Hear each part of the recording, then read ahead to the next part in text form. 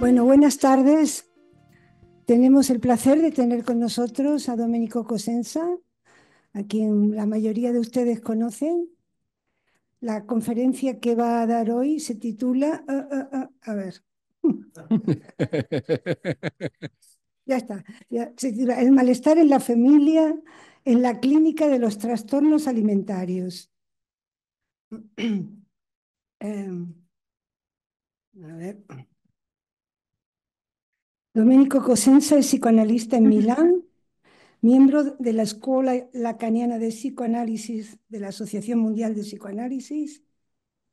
Ha sido director de ABA y ha compilado numerosas publicaciones, muchas de ellas relativas al tema de la alimentación.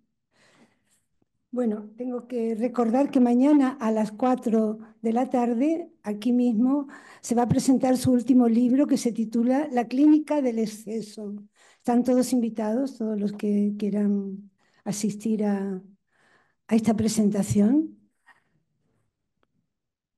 Ha sido AE, no sé qué más. Suficiente. Bueno, sin más, paso la palabra a Domenico Cosenza. Tenemos que terminar puntualmente, es decir, a las 10 menos 5. Lo digo ya para que los que quieran luego intervenir en la conversación tengan las preguntas y las cuestiones preparadas. Muchas gracias. Buenas tardes. Es un gran placer estar aquí con vosotros en presencia, ¿no? No solo online, porque para mucho tiempo nos hemos visto a distancia, también con el NUCEP, pero siempre me gusta en particular venir. Y hoy, antes de empezar, quiero expresar mi cercanía a todos vosotros, los colegas y amigos, amigas, para la pérdida de Miriam Chorne.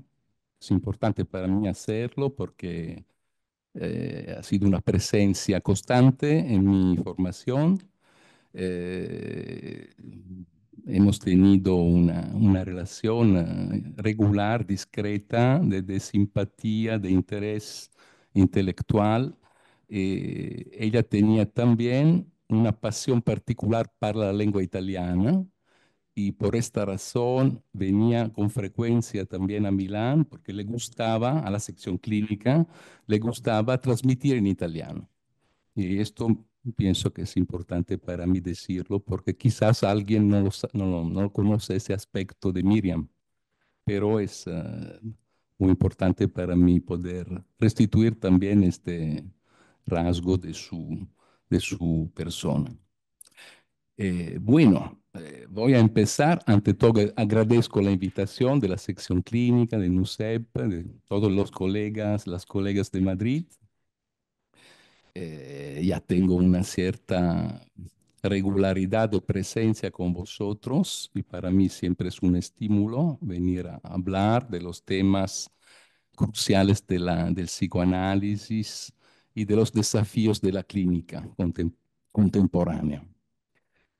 Cuando me han pedido un título para la conferencia, Araceli me pidió un título para la conferencia de hoy, de esta tarde, pensado que habría sido una buena idea elegir un título que podía ser conectado con el próximo Congreso de la Eurofederación de Psicoanálisis, que es Malestar de la Familia.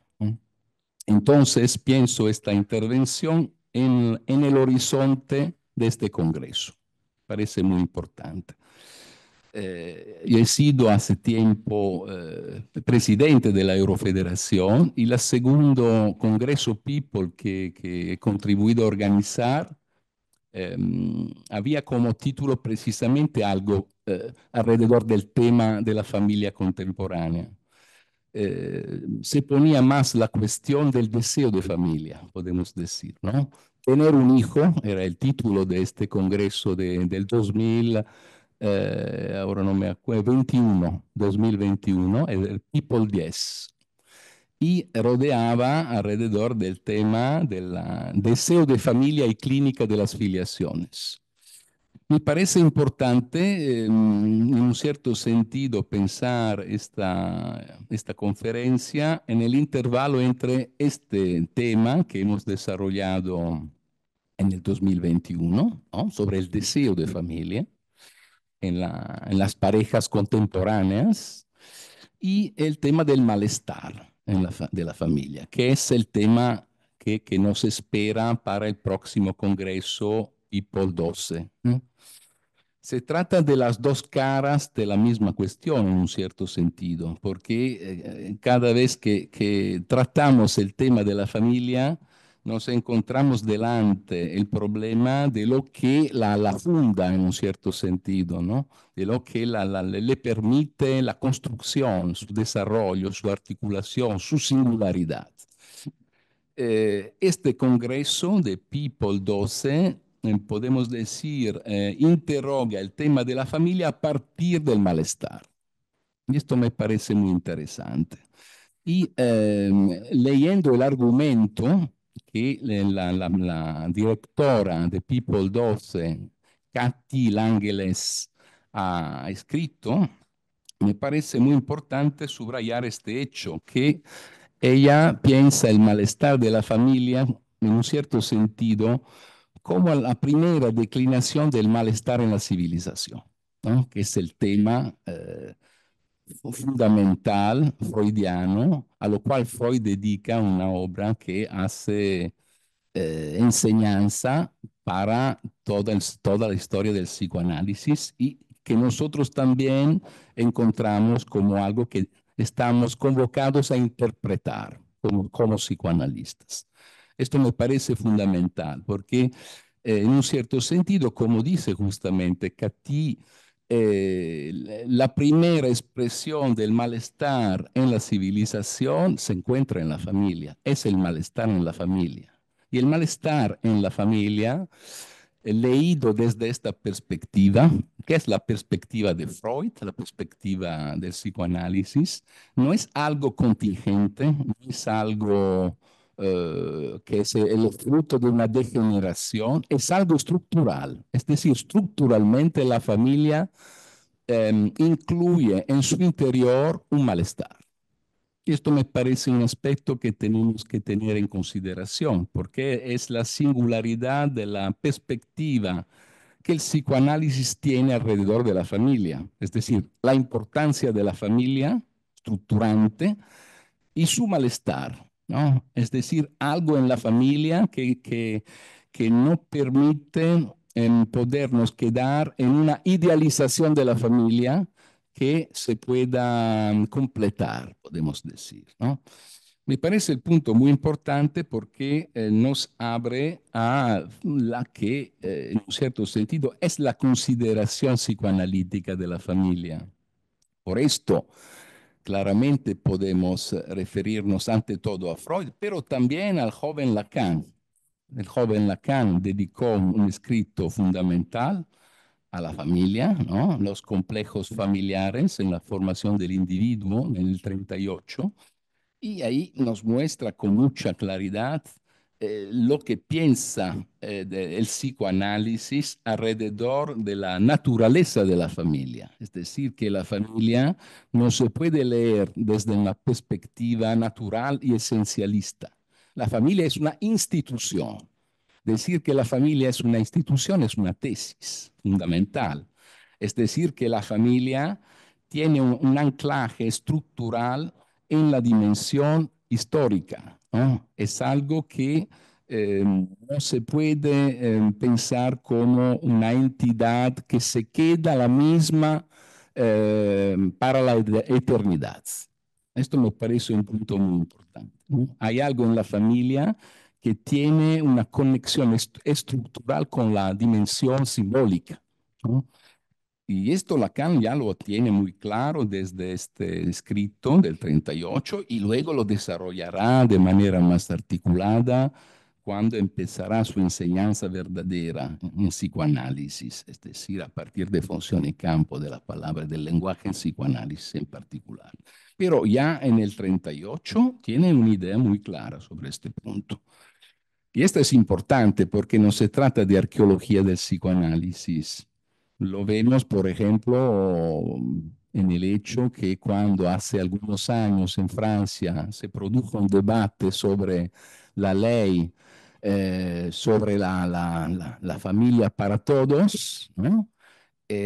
Un ramo del psicoanálisis leyó la referencia al psicoanálisis, al Edipo, como la insignia de una dimensión natural de la familia, estructurada de una manera eterna, en una cierta manera, y nuestra escuela y una componente más, podemos decir, sintonizada con la subjetividad de la época, introdujo una consideración muy diferente del psicoanálisis. Es decir, el psicoanálisis no es el garante de la modalidad estándar de la familia, ¿no? De la familia fundada sobre la pareja de hombre y mujer. Esta es sin duda la modalidad más difundida de la familia en el mundo, también hoy, pero no es la única posible, ¿no? Y en un cierto sentido, nuestro mundo contemporáneo lo está mostrando de manera muy clara, de manera evidente para todos, ¿no? Pero las intuiciones que Lacan nos ha ofrecido ya desde su escrito del 38, ya en un cierto sentido nos permitían desde allí entender lo que hace familia más allá de una concepción naturalística de la familia. Es decir, nos permitía reconducir el fundamento de la familia en las funciones simbólicas implicadas en la constitución de la familia misma. Esto me parece fundamental entenderlo para podernos orientar un poco en la complejidad del mundo contemporáneo que nos ofrece una fenomenología muy variada de formas de la familia, incluidas las situaciones donde no hay una pareja de padres, sino hay una madre que adopta un hijo, por ejemplo. Ecco, si no distinguimos las funciones simbólicas de padre y madre de su presencia biológica, no podemos orientarnos en esta perspectiva. Entonces, es muy importante lo que el psicoanálisis introdujo sobre este punto para poder leer lo que está pasando en el mundo, porque de otra manera no tendremos la posibilidad de leerlo, ¿no? Y en esto, en un cierto sentido, Lacan sigue un cierto corte que Freud introdujo, también sobre el tema de la sexualidad, ya en los tres ensayos, por ejemplo, donde distingue, ¿no?, la condición biológica respecto a la posición de hombre y mujer, ¿no? Poniendo en evidencia que no hay identidad natural, no hay conexión natural entre la condición biológica y la posición simbólica respecto al sexo. Es algo que Lacan desarrollará también, ¿no? El texto más famoso en este sentido es la nota sobre el niño, donde Lacan esclarece este punto de manera muy evidente, introduciendo la especificidad de las funciones materna y paterna y no reconduciéndola necesariamente a la condición biológica de hombre y mujer, ¿no? Esto me parece fundamental para tenerlo en consideración. A partir desde estas premisas, me parece muy importante, de todo modo, entrar en el tema que he elegido en particular, porque se trata de un tema que nos permite entrar en una perspectiva de interrogación de la condición contemporánea de la familia.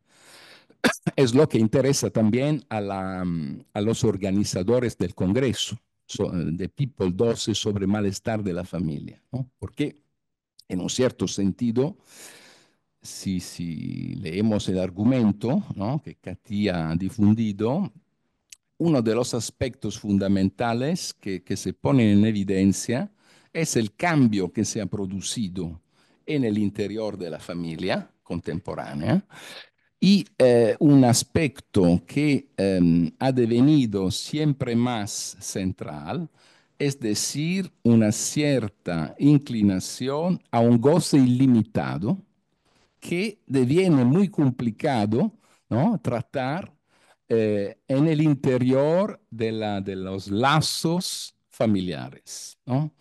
Esto me parece un punto muy importante de investigación que People 12 nos abre, ¿no? Esta referencia a un goce ilimitado, a un otro ilimitado que, por ejemplo, se abre en la dimensión de la red y caracteriza la vida de las nuevas generaciones en particular, ¿no?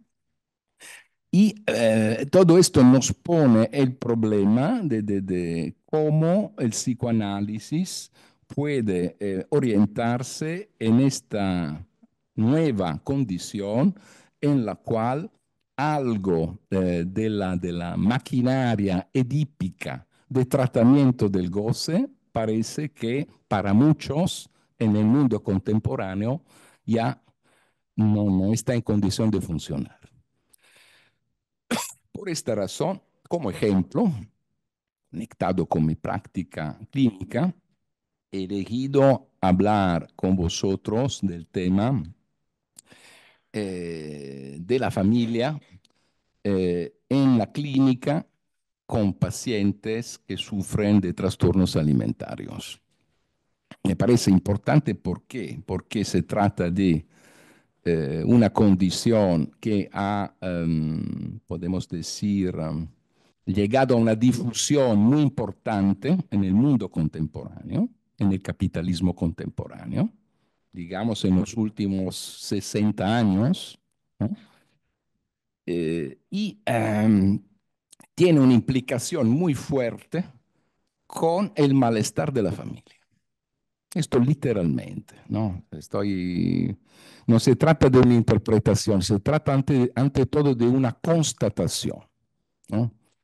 Y se trata de una constatación que tiene también una raíz antigua, es decir, esta constatación se puede encontrar eh, antes que estas soluciones sintomáticas se difundieran tanto en el mundo como ocurrió efectivamente, sobre todo en los países con un rumbo capitalístico avanzado a partir de los años 70, sobre todo, ¿no?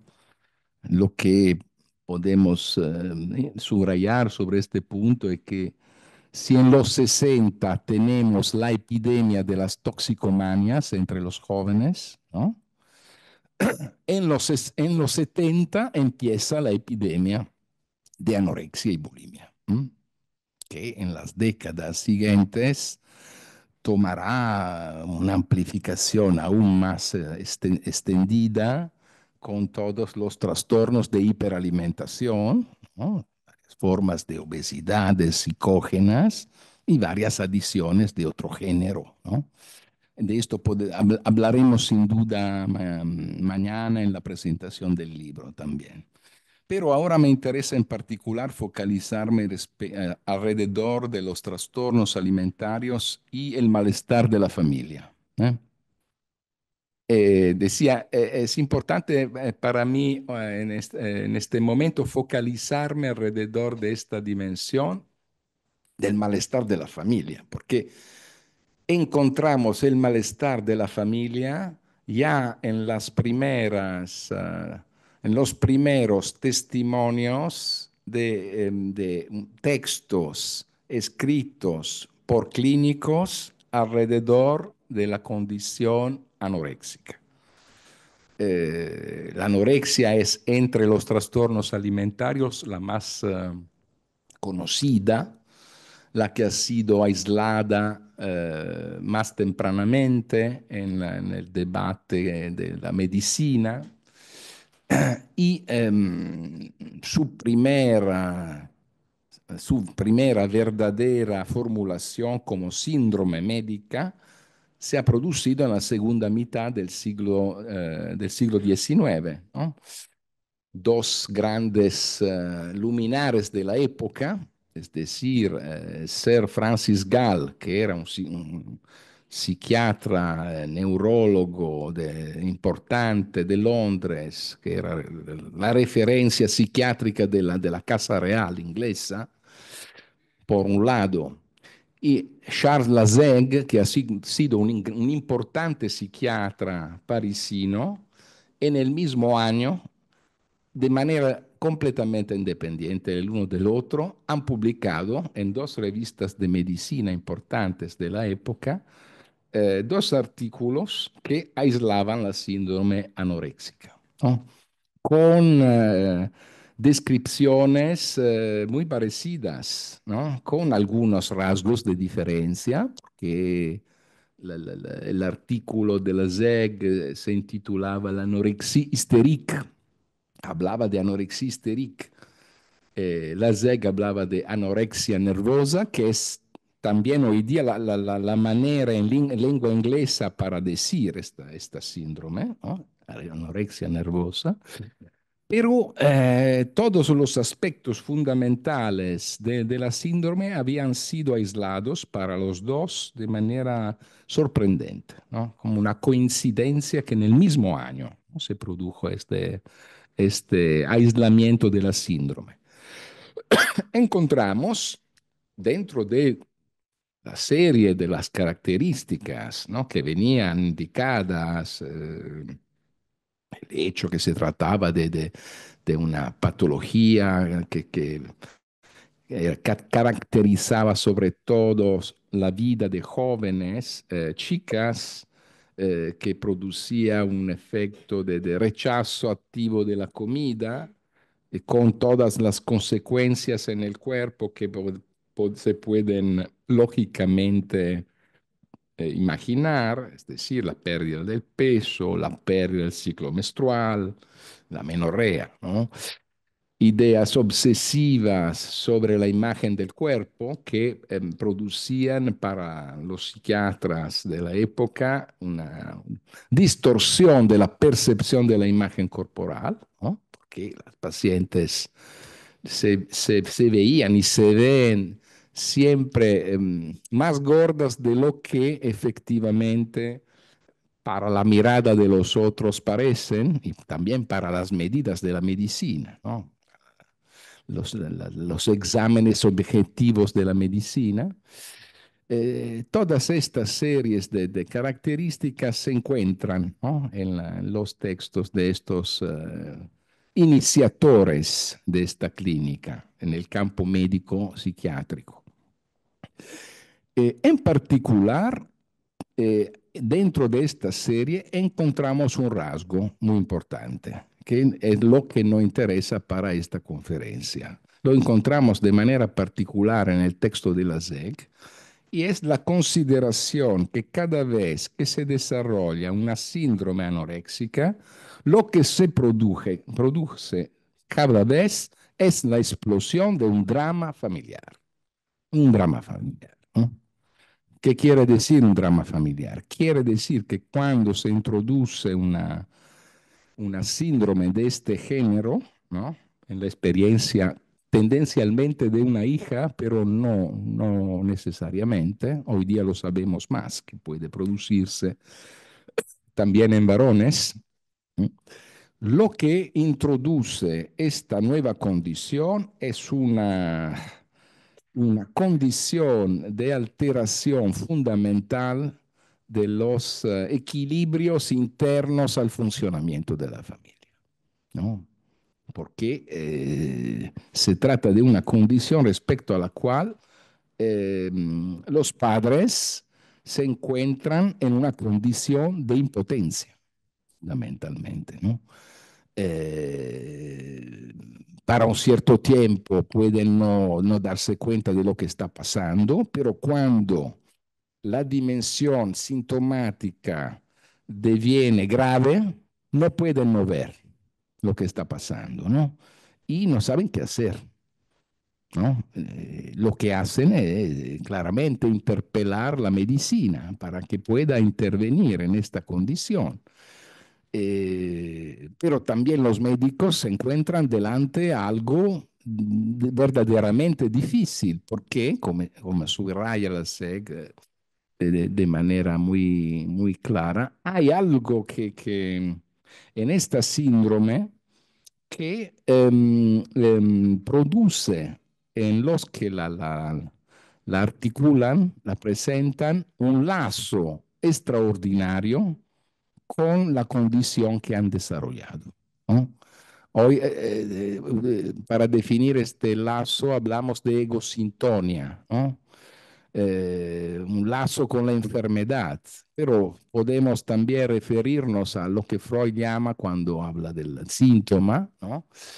Un lazo con un tornaconto, no sé cómo se traduce esta palabra en castellano, sí, de la enfermedad, es decir, el sujeto goza con su enfermedad. Es difícil dejar lo que obtiene a través de la enfermedad. Lo que vale para Freud en la histeria, vale de manera mucho más, podemos decir, fuerte en los casos de anorexia, porque en estos casos hay de verdad una condición en la cual el paciente ama su síntoma de manera tan radical que no le interesa arriesgar la muerte, ¿no? Esto me parece el punto fundamental.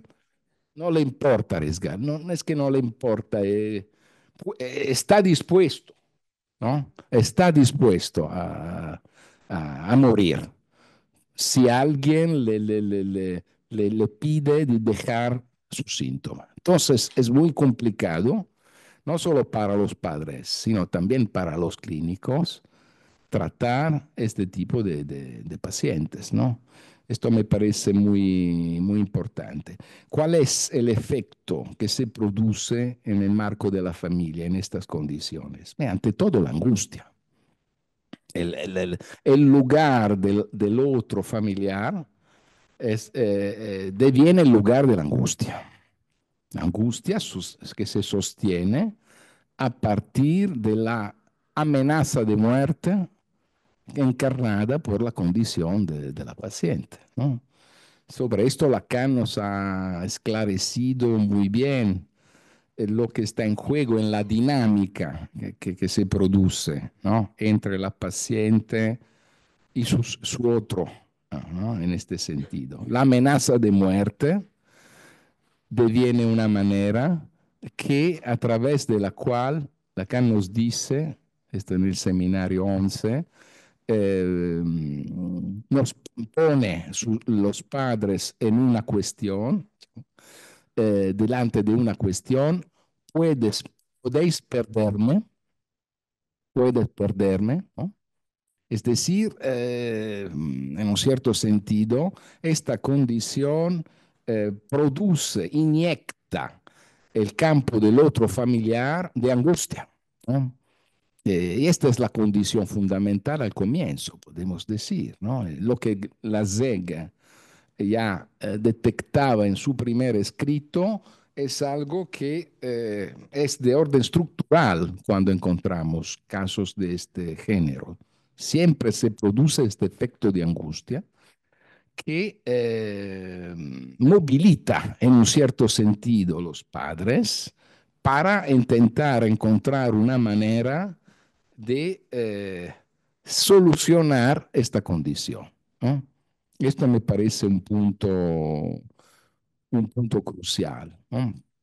La clínica clásica respecto a este punto llegó a algunas soluciones que también han sido utilizadas en la época más reciente, ¿no?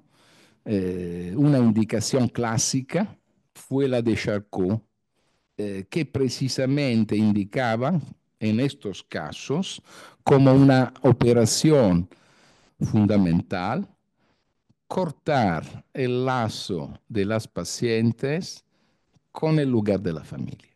Es decir, introducir un corte que tiene la función de separar la angustia de los padres de la angustia de la hija, ¿no? Porque en esta situación lo que se constata es que cuando la angustia de los padres está en juego de manera activa en relación con la hija, produce un efecto paradójico, es decir, potenciar el síntoma de la hija. Cuanto más el otro se angustia, tanto más la paciente se mantiene fuerte su conexión con su solución sintomática, ¿no? Deviene una tirana en algunos casos, ¿no? En un cierto sentido. Y toda la familia rodea alrededor de esta nueva condición.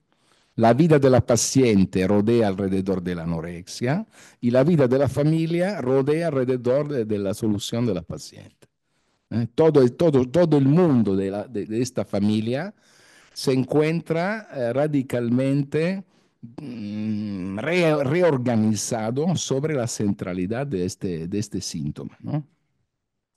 Por esto la indicación que Charcot daba, es decir, la hospitalización, ¿no?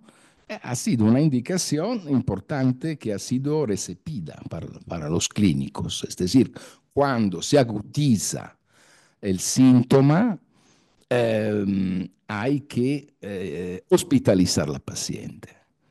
Ante todo, para intervenir respecto a la condición vital de la paciente, ¿no?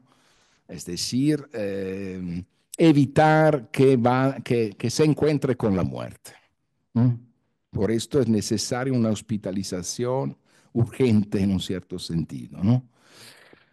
Pero no se trata solo de esto, es decir, no se trata simplemente de hospitalizarla para evitar la muerte, ¿no? Cosa que se puede hacer en un hospital general para un cierto periodo hasta que los valores fisiológicos reencuentren un equilibrio mínimamente satisfactorio, ¿no? Que los clínicos, los médicos, nutricionistas aíslan en algunos parámetros objetivos, ¿no?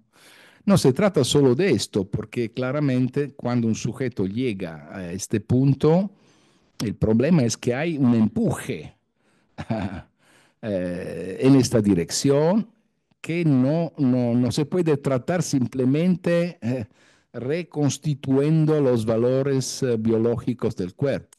No se trata de esto, este es el efecto. El problema es el empuje al rechazo que anima la posición de estos sujetos, ¿no? Y la indicación de Charcot, que luego ha sido utilizada y viene utilizada también hoy, cuando estas situaciones se agudizan y en particular cuando la convivencia del paciente, de la paciente con los familiares deviene insoportable, ¿no? Hay muchos casos así, se introduce esta indicación de la separación, ¿no?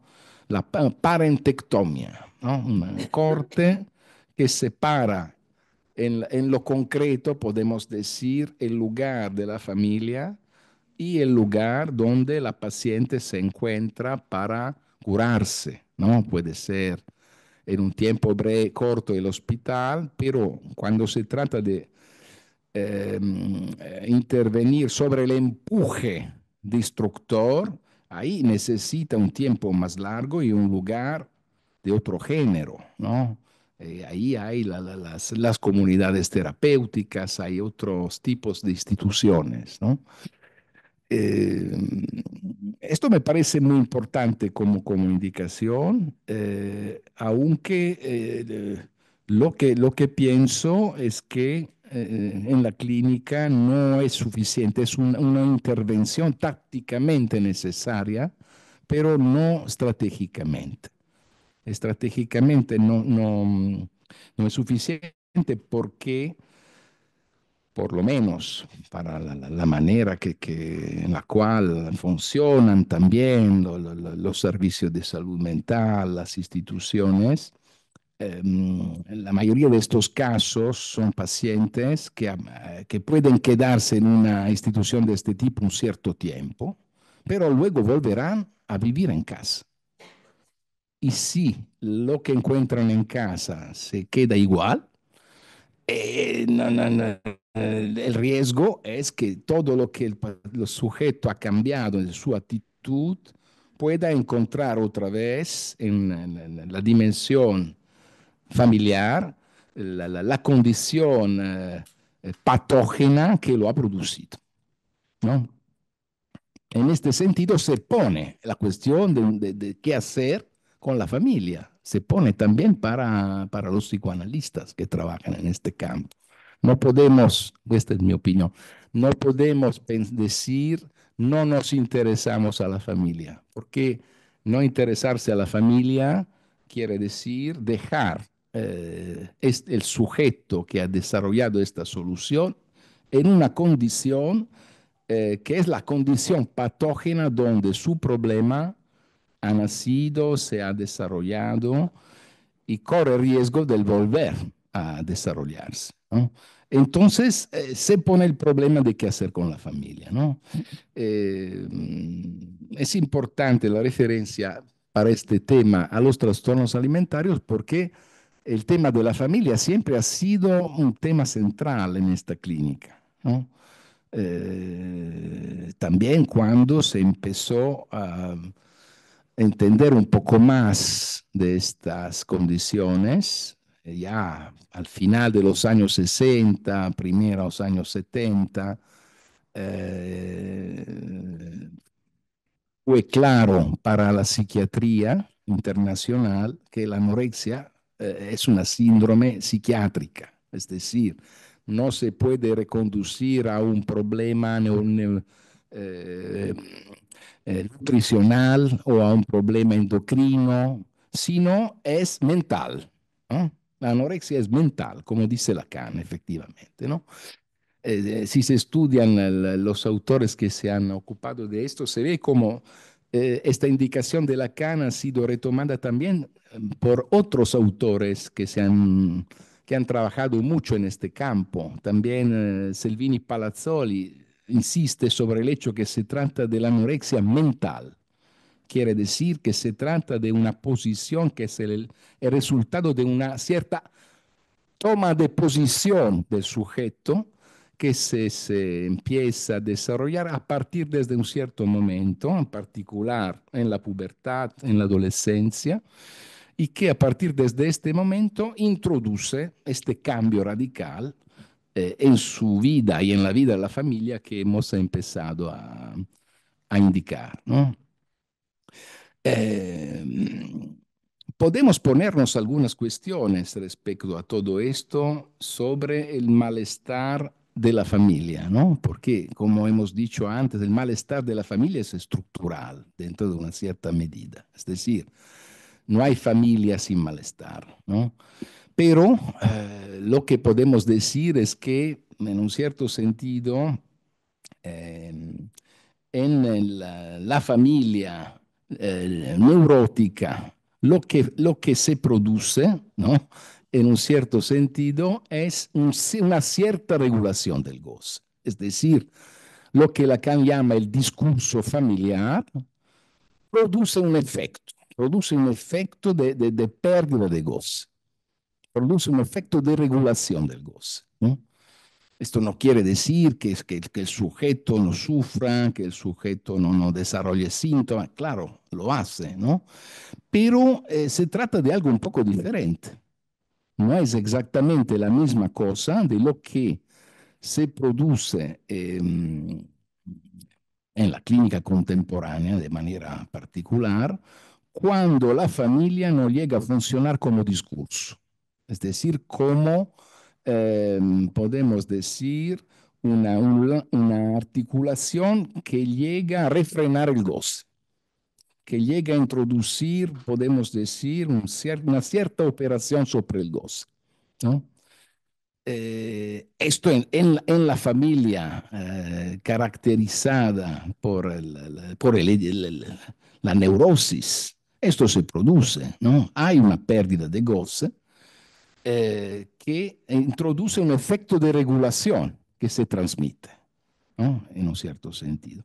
El problema radical que encontramos en estos síntomas, en modo particular, no en todos, no todos estos pacientes se pueden reconducir a una misma estructura, claramente, ¿no? Tenemos también formas neuróticas, pero en muchos casos que caracterizan estas soluciones, nos encontramos delante una articulación donde la familia no llega a funcionar como discurso, es decir, no llega a producir un efecto de corte sobre el goce. ¿Y cuáles son las consecuencias de esta condición? Las consecuencias son que el sujeto se queda expuesto a la relación con un goce ilimitado, con un goce que lo llena, podemos decir, que no está en condición de bordear, de limitar, ¿no? Y esto me parece fundamental. Si nos quedamos estrictamente a la maquinaria edípica, no podemos entender bien lo que pasa con estos sujetos, ¿no? Que tienen un poco como subraya Catin en su argumento, una relación con un goce ilimitado. Es decir, un goce que el discurso no puede atrapar, en un cierto sentido, ¿no? Esto me parece un punto fundamental que tenemos que tener en cuenta cuando hablamos de esta clínica, y no solo de la clínica de la anorexia. Encontramos la misma cuestión en la vertiente opuesta, es decir, en la vertiente que conduce hacia la obesidad. Ahí también se produce en muchos casos este problema, que la familia no llega a funcionar como discurso, es decir, no introduce un corte sobre el goce, y esto expone al sujeto a una relación con el goce que no le permite parar, podemos decir así, no le permite poner un stop. ¿Mm? Esto me parece un punto fundamental. Lacan introduce una lectura respecto a qué es lo que pasa por el lado del otro familiar en esta clínica, ¿no? Probablemente muchos conocen esta referencia clásica de Lacan, la encontráis en el escrito del 58, la dirección de la cura y los principios de su poder, cuando hablando de los padres de la paciente anoréxica, Lacan nos dice, confunden los cuidados con el don del amor, ¿no? Es decir, no, confunden la dimensión, podemos decir, de la necesidad, la dimensión biológica de la necesidad, con la dimensión simbólica del don de amor, ¿no? Esta confusión tiene una incidencia que se transmite a la hija, al hijo, ¿no? Y produce en él mismo, en ella misma, la misma confusión. Esto me parece muy importante tenerlo en cuenta como referencia, ¿no? Porque muy preciso. Esto se constata concretamente en el trabajo clínico cuando encontramos los padres de estas pacientes. ¿Por qué? La frase más recurrente que formulan es, pero nosotros le hemos dado todo. ¿Cómo es posible que sea pasado, que pase esto? El problema está ahí, está allí.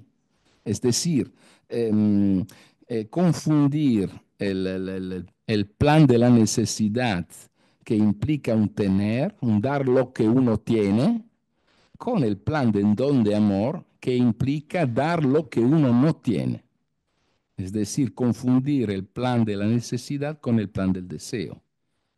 Y esta confusión vuelve, ¿no? Vuelve en la posición también del paciente, ¿no?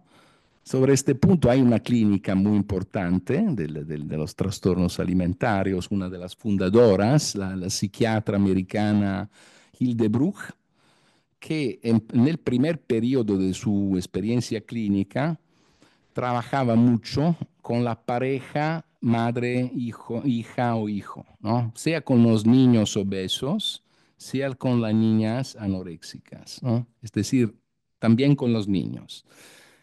¿Y qué pasaba según su lectura en esta pareja? Tomamos el ejemplo del niño obeso, que cuando el niño eh, expresaba un señal de dificultad, por ejemplo, a través del llanto, la respuesta del otro era la comida, ¿no? Era una respuesta monotemática, ¿no? Que interpretaba el llanto del niño siempre en la misma manera, reduciéndolo a un problema conectado con el hambre, ¿de acuerdo? Pero no, nosotros sabemos que el niño puede llorar para muchas razones. Puede llorar porque tiene hambre, claramente, pero también puede llorar porque que está angustiado, puede llorar porque quiere que la madre se acerque, puede llorar porque ha tenido una pesadilla. Hay varias razones por las cuales un niño puede llorar, ¿no?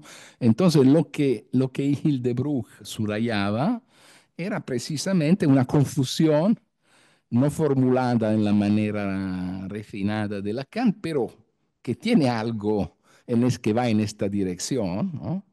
Lo que ella subrayaba era precisamente esta confusión de planes por el lado del otro primordial, ¿no? ¿Cuál es el efecto para Hildebruch de esta confusión en el otro? Una confusión en el sujeto, es decir, el niño obeso, cuando se encuentra delante a una inquietud de cualquier tipo, ¿qué solución encuentra? Se pone a comer, se precipita hacia la comida. Es decir, vemos cómo hay como una especie de relación topológica entre el equívoco del otro primordial y la solución del hijo, ¿no?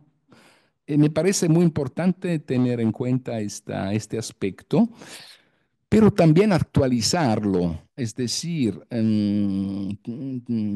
intentar actualizar estas formulaciones a la luz de la situación contemporánea. Y si nosotros nos sintonizamos con la situación contemporánea, hay que ampliar esta definición que Lacan nos ha ofrecido en el 58. Es decir, en los padres no hay solo una confusión entre los cuidados y el don del amor. Hay también una confusión que hoy día quizás es aún más fuerte entre los objetos de goce y el don del amor. Es decir, muchas veces lo que pasa a los padres es precisamente responder con los objetos de goce en lugar que con el don del amor, ¿no? Eso es muy frecuente en lo contemporáneo, ¿no? Es decir, dar algo del orden de lo que pertenece a los objetos de goce de cualquier tipo, pensamos objetos tecnológicos, por ejemplo, cosas, gadget, cosas que puedan hacer gozar el hijo o la hija, en lugar de lo que es del orden del signo de amor. Y claramente cuando esto pasa es muy frecuente, porque no es, no tenemos que leer esto reduciéndolo a una incapacidad de los padres. No es tan simple. Es el efecto del discurso capitalístico que también empuja en esta dirección, de manera siempre más fuerte, ¿eh? Y se ve muy bien como la crisis de la familia tradicional, de la familia patriarcal, ha expuesto, en un cierto sentido, claramente, introduciendo el efecto de liberación necesario, pero ha expuesto las familias mismas y los sujetos delante de una desorientación radical, ¿no? Abriendo las puertas a, podemos decir, un empuje más fuerte del efecto del discurso social en la transmisión, ¿no? En un cierto sentido, el efecto de particularización que el discurso familiar introduce en la transmisión está mucho más debilitado hoy día respecto a otras épocas, en un cierto sentido, ¿no? Entonces, si por un lado podemos decir que se vaya más allá del patriarcado es una liberación para muchos aspectos, sin duda, ¿no? Por el otro lado, tenemos el problema de qué hacer respecto a esta exposición a un goce ilimitado, ¿no? Que nos caracteriza la vida contemporánea, ¿no? Y la vida de las familias. ¿No? No sé si tengo algún tiempo. Yo creo que sí, un poco más. Muy bien, muy bien. Entonces, esto me parece el punto fundamental que para mí era muy importante aislar. Podemos retomar esta cuestión también desde otra perspectiva, es decir, ver cómo en estos síntomas se radicaliza el declive de la función paterna, ¿no? Se ve muy bien en la clínica de la anorexia. ¿Por qué? Precisamente respecto a la dimensión de los lazos familiares, se ve muy bien algo que ha sido estudiado mucho respecto a la familia de estas pacientes. Hay una estudiosa importante que se llama Mara Selvini Palazzoli, que fue también la fundadora del tratamiento sistémico familiar de estas pacientes, pero que había tenido antes todo un periodo de formación como analista kleiniana y había sido una de las primeras a escribir cosas muy originales sobre la familia de la anoréxica. Ella formuló una definición muy interesante respecto a esta modalidad de la familia, porque llegó a definirla un matriarcado superioico. ¿Qué quiere decir matriarcado superioico? Ella analizaba la estructura de las familias de las pacientes que tenían y llegó a aislar algunas constantes que se repetían, ¿no? Una constante era una cierta marginalidad del padre, es decir, el padre en una posición periférica respecto al funcionamiento familiar. ¿Y dónde se construía el architrave del lazo familiar? Se construía tendencialmente en el eje matrilinear, es decir, en la relación entre la paciente, su madre y la madre de la madre, donde el mando, el mando en esta linearidad está en las manos de la abuela materna. La abuela materna tiene la última palabra, ¿no? Es decir, característica del funcionamiento de la familia de estas pacientes es que los padres se presentan en la experiencia de la hija mucho más hijos que pareja, que hombre-mujer, pareja adulta, ¿no? Pareja de deseo, ¿no? Entonces, para ambos vale mucho más la palabra de la propia madre que la palabra del propio partner, o la propia palabra, ¿no? Esto claramente introduce una articulación del lazo familiar muy particular, porque dificulta el proceso de separación en la paciente, ¿no? Y lo dificulta porque creando estos lazos extravagantes entre la madre y la hija que son típicos en esta clínica, porque el efecto separador de la dinámica de deseo entre los padres se pierde y la hija no hace una experiencia efectiva de esto, que significa no hace una experiencia efectiva de la castración, de no ser la única cosa que cuenta para su madre, ¿no? Esto me parece muy importante, ¿no? Como consideración, ¿no? Y efectivamente en estas dinámicas se ve muy bien como la palabra de la abuela materna es la que manda, es la que decide. Cuando hay una decisión importante que hacer, la última palabra la tiene ella, tendencialmente, ¿no? Es algo que se puede bastante constatar en esta clínica. Claro, no podemos hacer una generalización efectiva, universalizante, pero es algo que se repite con una cierta frecuencia, ¿no? Por esto me parece muy importante daros esta referencia a esta clínica, hablando del malestar contemporáneo de la familia, porque es bastante emblemático, efectivamente, ¿no? Nos permite poder tocar con mano los efectos de la ausencia de una función reguladora sobre el goce del sujeto, ¿no? Quizás podría concluir con una consideración más clínica respecto, por ejemplo, a todas las orientaciones de tratamiento de la familia sistémicos. ¿Cuál es el problema de los sistémicos en mi lectura en esta clínica?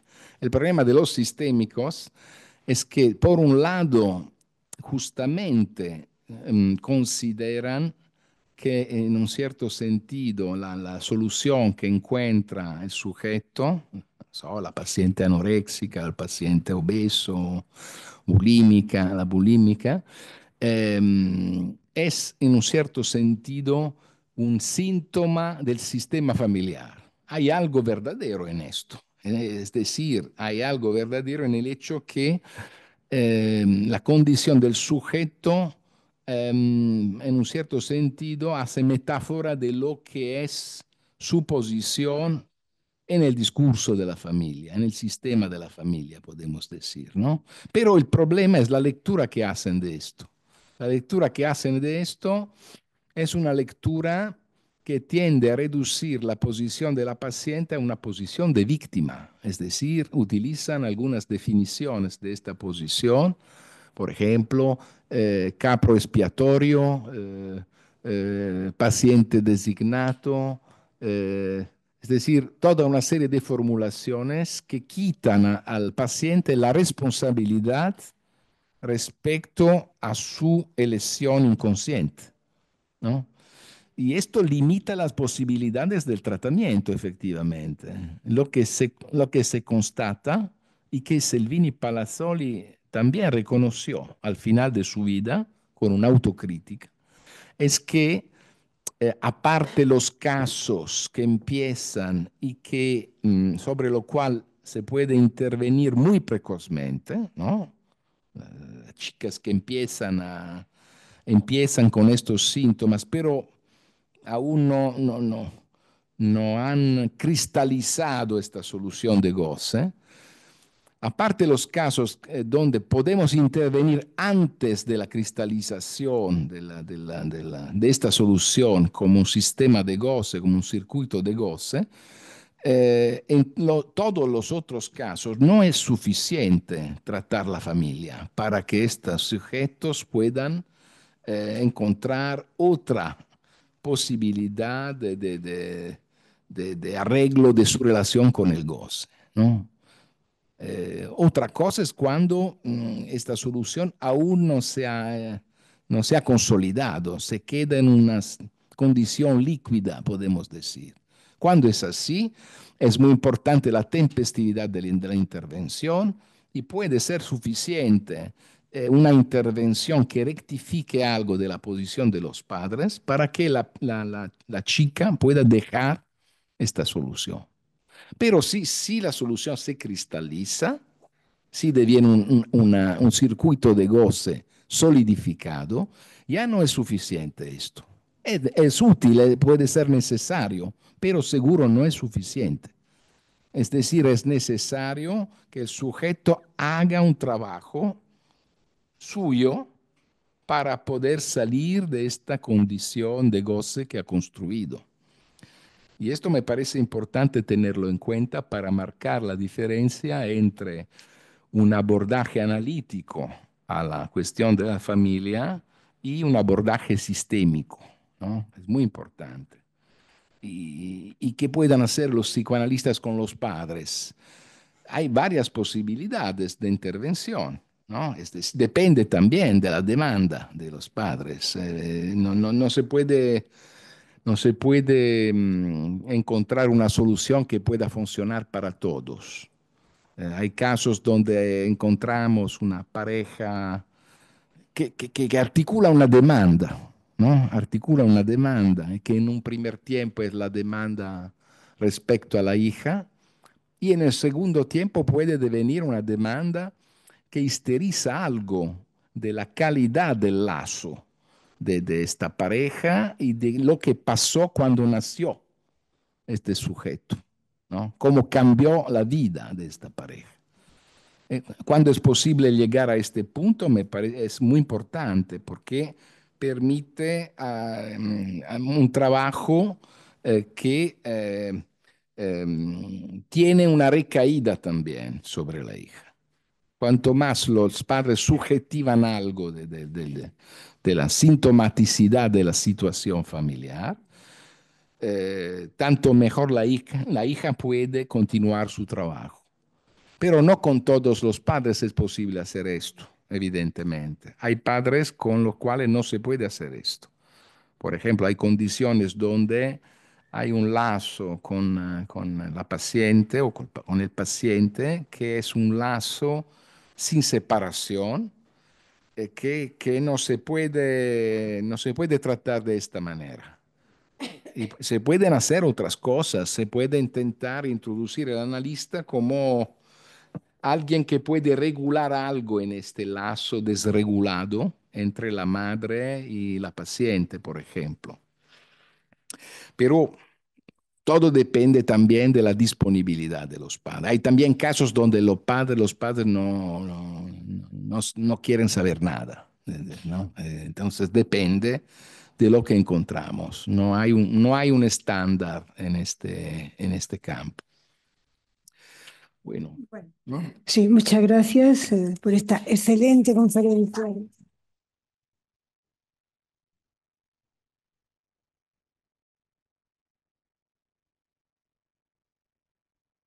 Bueno, vamos a abrir un turno de preguntas. Yo tengo una ya. Dime. No, me preguntaba, a ver si la puedo formular. Si el hecho de que haya que intervenir sobre el otro familiar tiene que ver con que la pulsión oral está articulada a la demanda y si fuera un síntoma articulado al deseo, no habría que intervenir sobre el otro familiar. Explícame mejor. Es muy interesante, pero Bueno, lo que tú has explicado es que en la clínica de la anorexia, por ejemplo, no basta con tratar al sujeto anoréxico, sino que hay que hacer una intervención sobre el otro familiar que tiene confundida, por ejemplo, la necesidad y la demanda. sí. Eh, Me pregunto, cuando un síntoma no está articulado a la demanda, sino al deseo, pareciera que ahí no sería necesaria la intervención directa sobre el otro familiar, que bastaría con el síntoma. Yo diría, A ver, no en todos los casos, porque hay casos donde hay sujetos que pueden tratar todas estas dificultades en su recorrido analítico sin necesidad que en la realidad Sí. haya una intervención sobre los padres. Ujú. Más complicado cuando se trata de Adolescentes, chiquitas, pequeños que viven todo el tiempo con los padres, que no tienen una solidez simbólica que le permita un trabajo pequeños. analítico tal que solo con su trabajo analítico se puedan llegar a separar, ¿no? Me parece importante tener en cuenta estas diferencias. Cuando estamos delante de anorexias histéricas, neuróticas, es posible que solo el análisis pueda ser suficiente, aunque siempre es mejor tener un médico en el horizonte, que también un neurótico, cuando un síntoma ataca el cuerpo de manera importante, puede correr riesgos, ¿no? Que pueden ser fatales, ¿no? Sí, Amanda. Bueno, muchísimas gracias por la conferencia tan precisa y tan esclarecedora. Yo te quería preguntar sobre la diferencia que se puede plantear entre si la demanda parte del sujeto o si la demanda parte de la familia. Porque me recordaba, tú lo citaste en un momento dado, las notas sobre el niño, Claro, y se puede aplicar perfectamente lo que dice Lacan con respecto al síntoma del niño como síntoma de la familia, claro, es el caso de la neurosis, claro, o cuando el niño ocupa el lugar de ese oscuro objeto de la madre, ¿no? claro. Que estaría más del lado del goce ilimitado, o sea que esta distinción que tú haces entre los dos tipos de anorexia, podríamos decir, se corresponden muy bien con esa Sí, apreciación que hace Lacan en la nota del niño, que está dirigida al psicoanálisis con niños. claro. Entonces hay una cierta isomorfismo, digamos, entre el psicoanálisis con niños y todo lo que tú has planteado, y por eso mi pregunta, en la amplísima casuística que tú tienes, acerca de la demanda cuando viene del lado del sujeto o cuando viene del lado de la familia, que eso cambia la perspectiva del abordaje analítico o terapéutico, o como se pueda llamar. Claro, no, no, cambia mucho. Y una de las características de esta clínica, no solo de la clínica de los trastornos alimentarios, esto lo veremos, creo, mañana en la presentación también para otros aspectos, es que es una clínica donde la demanda al comienzo es tendencialmente la demanda del otro, es la demanda de los padres, no es la demanda del sujeto. El comienzo, a diferencia de la clínica de la neurosis, donde el sujeto llega con una demanda, podemos decir, que tiene que precisarse, que articularse, pero viene a partir de su demanda. En esta clínica, el sujeto viene acompañado por la demanda de los padres, porque la angustia es de los padres, no es del sujeto. Sujeto, al comienzo podemos decir, lo que podemos esperar es que sea disponible a llegar. La primera cosa es esta, que sea disponible a encontrarnos. Sí, Estén dispuestos. después que esté dispuesto a encontrarnos, ¿no? La subjetivación de la demanda por el lado del sujeto será un logro Mm, del trabajo, no es algo que encontramos al comienzo. Claro que esto cambia todo, pero podemos también tener sujetos neuróticos que vienen ya con una demanda suya, ¿no? Chicas, jóvenes mujeres anoréxicas o bulímicas pueden venir con su demanda y esto ya ubica el comienzo del tratamiento en otra perspectiva, ¿no? Pero lo que caracteriza un poco esta clínica del goce ilimitado es el hecho que tendencialmente el sujeto no demanda a él al comienzo, tendencialmente lo que sufre ataca lo real del cuerpo, tendencialmente se revela en la práctica importante no solo la intervención del analista, sino también un trabajo más articulado con otros que pueden tener un rol, un papel en el tratamiento, un médico, psiquiatra, otras figuras que se revelan importantes para tratar casos donde hay un goce tan desbordado, o instituciones también, para un ciertos periodos por lo menos. A ver, Andrés, después Violeta. Vale, Marina, tú serás la tercera. Y luego Santiago, cuarto. Sí, sí, se escucha, sí. Te quería pedir, Doménico, si podías desarrollar un poco más la simetría entre la respuesta anoréxica y la respuesta bulímica en el contexto del malestar en la familia que has situado. En este contexto donde el elemento estructural que tú has señalado es el del aplastamiento, de la falta y del signo de amor. Si podías decir un poquito más sobre esta asimetría. Sí, me parece el punto crucial, es decir, lo que Lacan subraya también es esto, que para estos sujetos hay una dificultad en poder ubicar su posición en el deseo del otro. Es decir, no saben si tienen un lugar en el deseo del otro. Y todo lo que hacen es intentar encontrar una manera que pueda atestiguarle que hay esta posición, ¿no?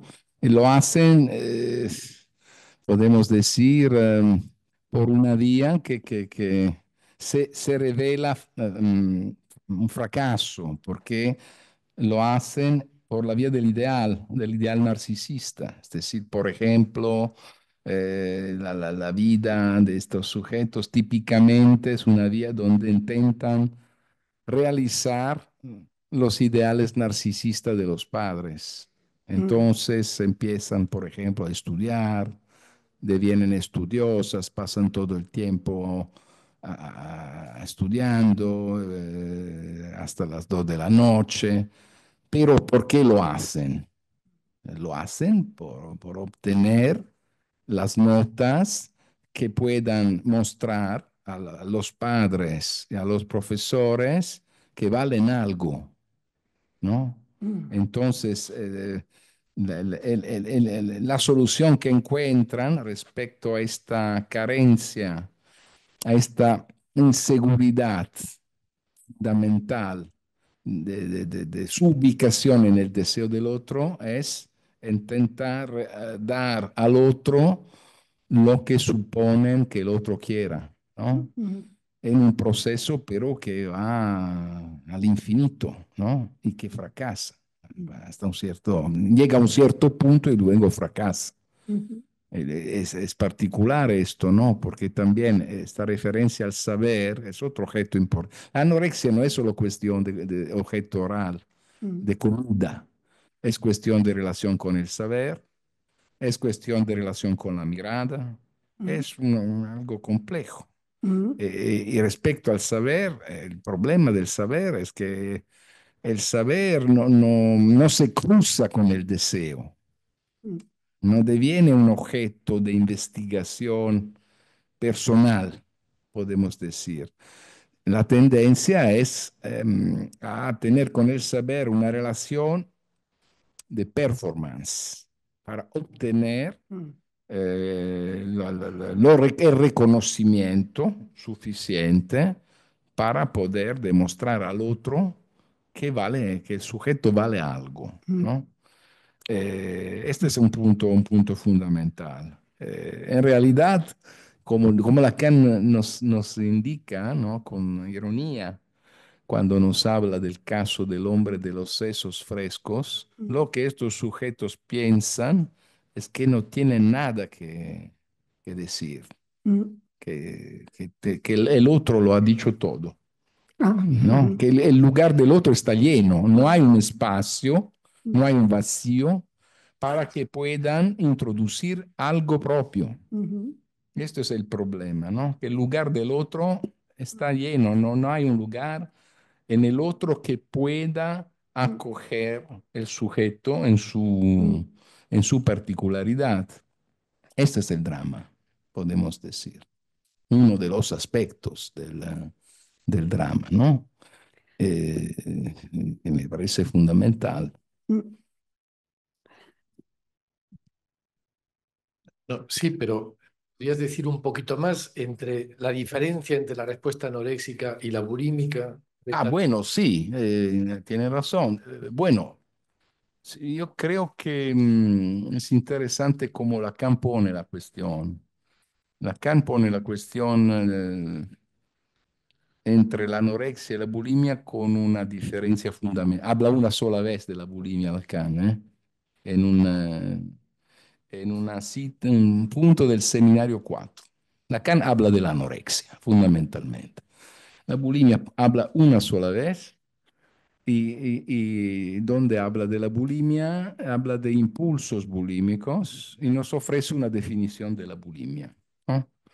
Esta definición es una definición precisa, ¿no? Donde él nos dice que estos impulsos bulímicos son una compensación a través de la consumación de la comida, de la frustración de la demanda de amor.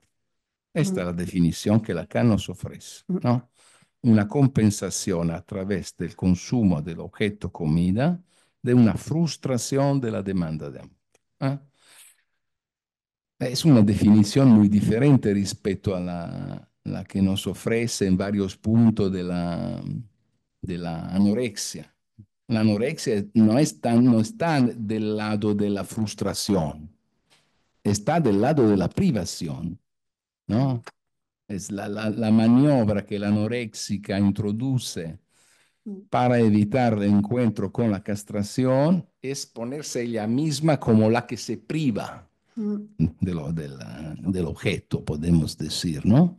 La maniobra bulímica es diferente, es decir, es más una respuesta a la frustración que no pasa a través, ambos no pasan a través del significante y de la castración, sino pasan o a través de la maniobra de la privación, poniéndose ellos mismos en la posición de lo que se priva, ¿no?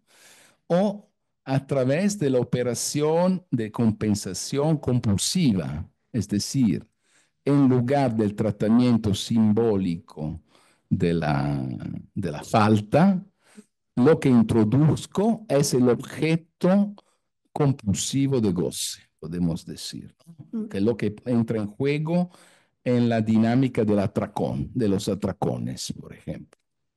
Es un problema importante porque en ambos los casos, ¿qué es lo que rechazan? Esto es un punto común. Lo que rechazan es el significante, ¿no? Lo que no comen, como decía justamente una colega de la SF, el primer lector a mi manera de ver agudo de Lacan sobre la anorexia, es decir, Augustin Menard, no está muy conocido, es analista de la vieja generación, pero ha escrito cosas exquisitas sobre estos temas en épocas donde nadie escribía sobre eso, en los años 80.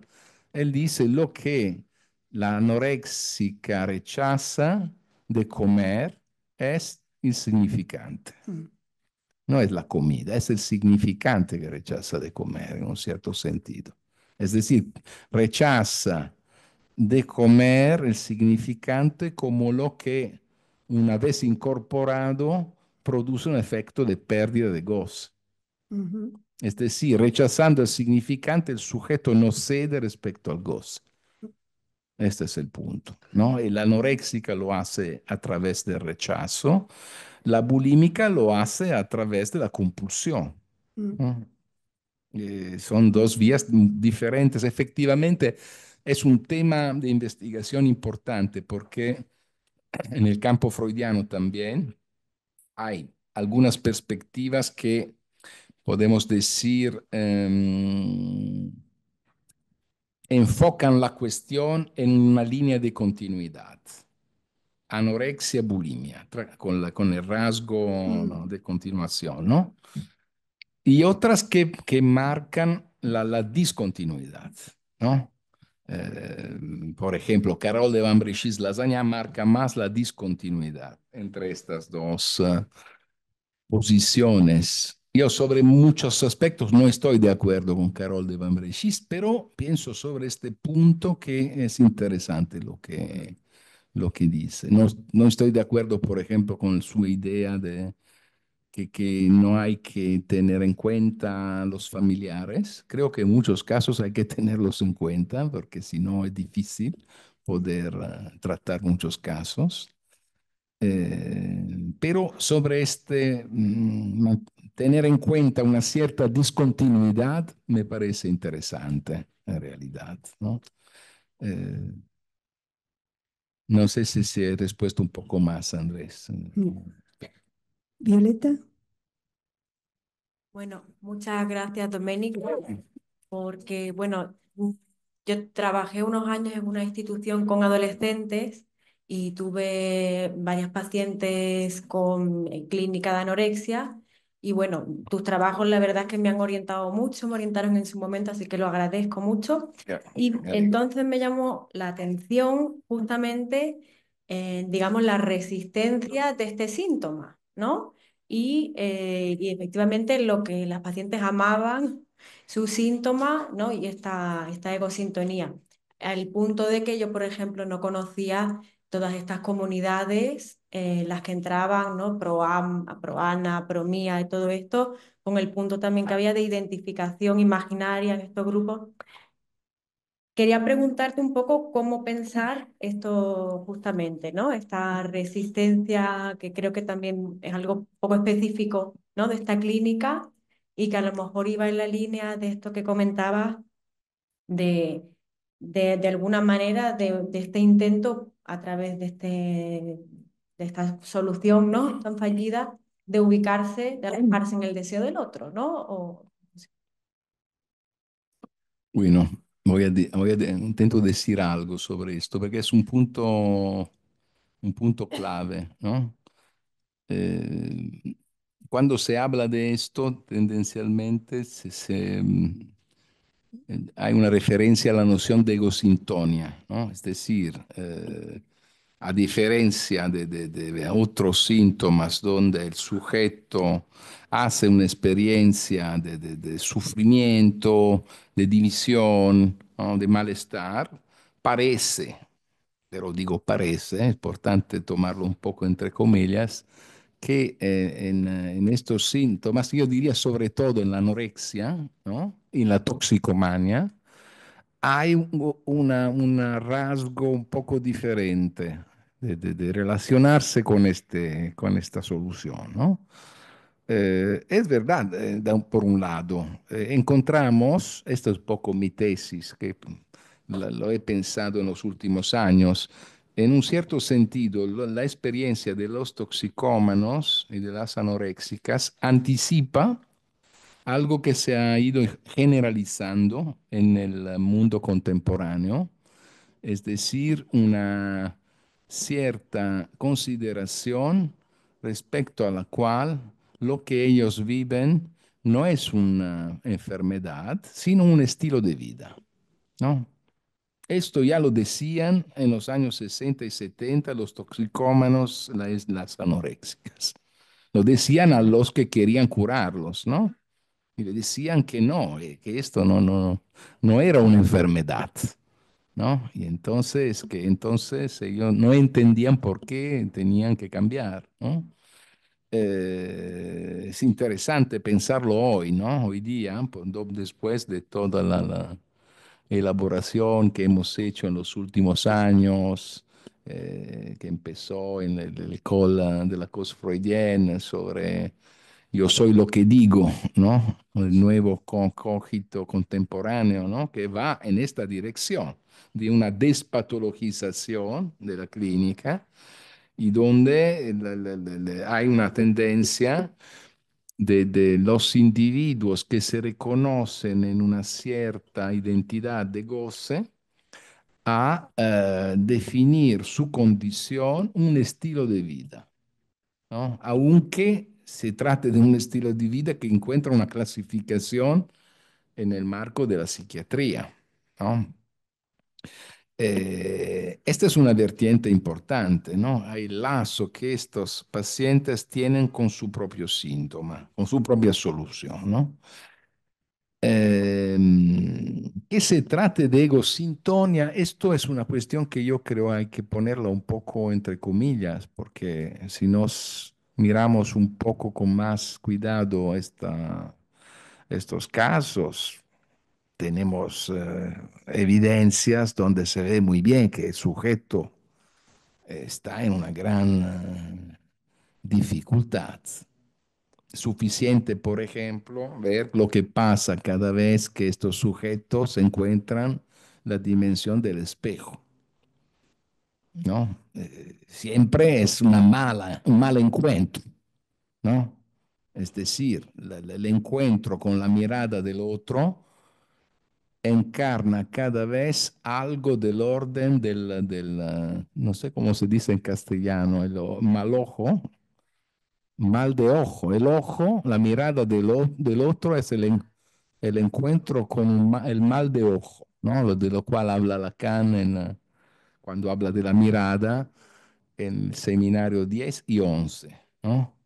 Es decir, encuentran siempre el rasgo envenenado de la mirada, no el rasgo deseante de la mirada, ¿no? Que lo que no nos ha sido transmitido por la grande literatura, ¿no? Y que lo que hace de la mirada el canal de transmisión del deseo, ¿no? Veo, Dante, la poesía, la lírica, sí, del amor cortés, etcétera, etcétera, ¿no? Entonces, esta particularidad de la relación con la mirada me parece fundamental, que siempre es algo negativo, ¿no? Ahí el egosintonia desaparece en este momento, ¿no? Entonces, en este sentido digo, hay que tomarla es siempre un poco entre comillas esta referencia a la egosintonia, ¿no? Mm. Creo que hablaremos más de esto en la presentación porque es un tema importante que trato en mi último libro. Pero os doy otra indicación que sobre este punto me parece importante. Otro rasgo de esta clínica es un cierto rechazo del diván. Es un cierto rechazo del diván. ¿Por qué a estos pacientes no les gusta el diván? Porque el diván obliga a un cierto corte respecto a la mirada, ¿no? Entonces, prefieren quedarse siempre delante a la mirada del otro en un cierto sentido, ¿no? Del otro encarnado por el analista. Bien, hay una pregunta online de Marina. Hola, Hola. muchas gracias a ambos. Yo quería hacer una pregunta en relación con el psicoanálisis para los casos de anorexia, que me parece que son de los más difíciles. Es decir, el cuadro anoréxico puro da de alguna manera algo que sin serlo es forclusivo, es decir, no quieren saber no quieren saber de nada. Ellos están en un lugar de goce, con muchísimo sufrimiento, evidentemente, pero no quieren saber. Y en las diferentes etapas que puede tener una anorexia, es muy difícil a nivel psicoanalítico entrar con ellos o ellas. ¿Qué me puedes decir al respecto? Que estoy, estoy de acuerdo. Estoy absolutamente de acuerdo. Se trata de casos difíciles que en la mayoría no se pueden tratar solo con la terapia de palabra, ¿no? Entonces son casos, lo de esta clínica, que marcan para el psicoanalista un cierto límite del poder de la palabra, ¿no? Y nos invitan a una cierta nueva alianza con la medicina, que es necesaria precisamente porque son sujetos que no tienen una, como dice Lacan, ¿no? Cuando habla por última vez de la anorexia, dice, las pobrecitas están todo el tiempo pensando lo que comerán, no comerán, que no se están dando cuenta que se están muriendo. Este es el problema, que no se dan cuenta. Y por esto, cuando entran en el incantesimo de la infinitización del goce, del rechazo, si no hay alguien que le acompaña al hospital, bueno, mueren, simplemente mueren, ¿no? Esto es el punto. En este sentido, estamos delante de un goce ilimitado, ¿no? Porque el sujeto pierde completamente la brújula. Está tan involucrado en su goce que no se da cuenta. Gracias. Santiago. Gracias, Domenico, por esta extraordinaria conferencia y el debate que está surgiendo de una clínica difícil y, como dices, y que tiene muchos planos. Está el plano del amor, la necesidad, el tema del deseo. Lo has planteado muy bien y has introducido una cosa que me interesa, que me ha sugerido una pregunta que te quiero hacer, que es esta cuestión que es la contemporaneidad de la clínica del exceso, del goce como goce ilimitado. Y Lacan introduce también una modalidad del objeto que es nueva, más allá del objeto oral, invocante, anal, escópico, etc. El objeto A como el objeto nada. Y si se puede pensar también este empuje de la contemporaneidad del discurso capitalista, el empuje al goce a través de los objetos, como has dicho, de los gadgets, etcétera, el empuje a gozar, que no es exactamente la misma temática que la que se da en el registro del deseo, sino se podría pensar también como la respuesta del sujeto, en el caso de la anorexia, como un goce ilimitado alrededor del goce de la nada, del objeto A como objeto. Sin duda, Y, sin duda. y esto es efectivamente hasta la muerte. Sí, sí, sí, sí. Digo, Sí, por sí. ubicar esta particularidad que introduce Lacan del lado del objeto de la pulsión parcial, el objeto nada, que siempre es difícil de pensar, ¿no? No, Sí, no es sí. tan sencillo ni epistémicamente ni tampoco clínicamente cómo operar con esto. Claro, claro. No, no, sin duda, esa es la tesis central de Lacan sobre la anorexia, ¿no? Hay dos, que- este, yo lo formulo así, que hay dos pilares en la lectura de Lacan de la anorexia. Por un lado hay el rechazo, que encontramos en todos los momentos donde Lacan habla de la anorexia, ¿no? La referencia al rechazo. Pero es un rechazo que puede tener funciones diferentes. Por esto, eh, cuando escribí el libro de la anorexia, hablé de funciones de rechazo. Hay diferentes funciones de rechazo y hay que leer a qué le sirve la anorexia al sujeto, al paciente que estamos encontrando para poder ubicar su posición en el discurso, ¿no? Para poder tener una idea de la estructura también. Por el otro lado hay la nada, ¿no? La nada es el objeto que mueve el rechazo.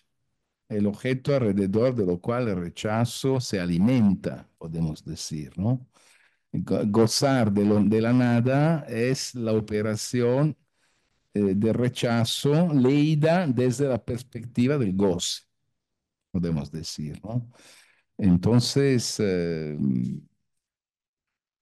es el punto clave de la lectura de Lacan, que es algo que también nos muestra cómo el corazón de la anorexia es algo invisible, es algo que no se puede leer en una fenomenología de la anorexia, porque el objeto nada no se puede ubicar en una zona erógena del cuerpo, por ejemplo, ¿no? No es el objeto oral simplemente, porque Lacan habla de objeto oral y habla de objeto nada, ¿no? Nada es un objeto que de difícil colocación en la geografía de las zonas erógenas freudianas y lacanianas también, ¿no? Por esto tiene muchas particularidades alrededor de su estructura. Yo hablé mucho de esto en un libro que se intitula La comida y el inconsciente, donde dediqué al objeto nada algunos capítulos de mi libro, un capítulo en particular de mi libro, ¿no? Donde intento mostrar también que hay diferentes maneras de entender la nada en la anorexia, ¿no? Una cosa es la nada que entra en juego en la anorexia histérica, otra cosa es la nada en esta clínica del goce ilimitado, ¿no? No son la misma cosa. Pero lo vamos a retomar seguro en la presentación. Sí. Bueno, Sí, no, coméis todo el tema del... bueno, podemos seguir la conversación mañana después de la presentación del libro. Muchas gracias y hasta Ok. mañana.